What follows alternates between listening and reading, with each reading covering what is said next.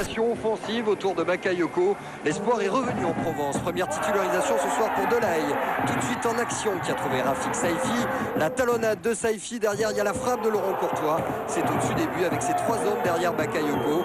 À Istres, on a choisi la technique et la vivacité. Pour Nantes, l'objectif est clair, tout faire pour ne pas relancer ce concurrent direct. Coup franc de Savino, ballon pour l'amorti et la volée de Mauro Seto, l'Argentin qui s'affirme de plus en plus comme le tenancier de la maison jaune et n'hésite plus désormais à apporter son écho offensif. Et dans ce Mistral glaçant, guerre de friandises pour le maigre public limois. Au plus tôt, à la demi-heure de jeu, cette offrande pleine involontaire de Savino pour Courtois qui tente le lob et intervention de Seto. Difficile, il est vrai, d'assurer ses passes sur une pelouse aux allures de terrain vague.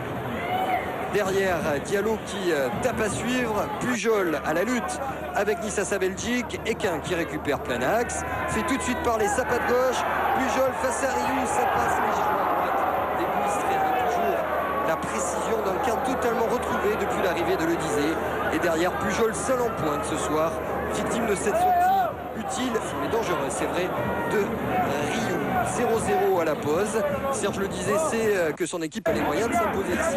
Il a fait rentrer Gilles Yapi et Nantes tout de suite en action avec Diallo qui élimine Pelé. Diallo dans la surface. Le centre, il est dévié par Saveljic. Le sauvetage miraculeux de David Ahmed. Quel travail du Malien. Riou était battu.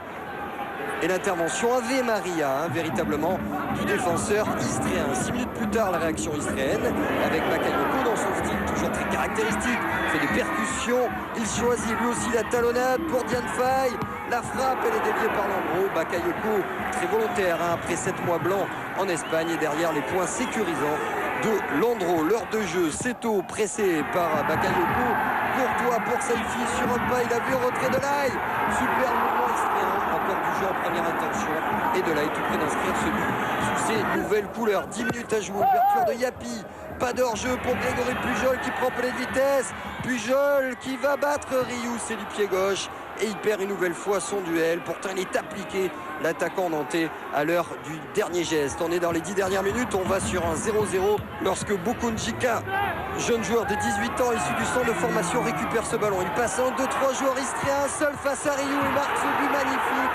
Première titularisation pour lui ce soir. Et c'est lui qui offre la victoire au FCNA. 7e défaite pour Istres. Et l'hommage bien sûr derrière du maître instructeur Serge le disait à son diamant buteur qui offre la victoire aux Nantais ce soir. C'est un garçon extraordinaire et qu'il ait fait un match extraordinaire aujourd'hui, je ne suis pas surpris. Qui marque par contre, c'est vrai que c'est la cerise sur le gâteau, mais je crois qu'elle va nous faire du bien cette victoire.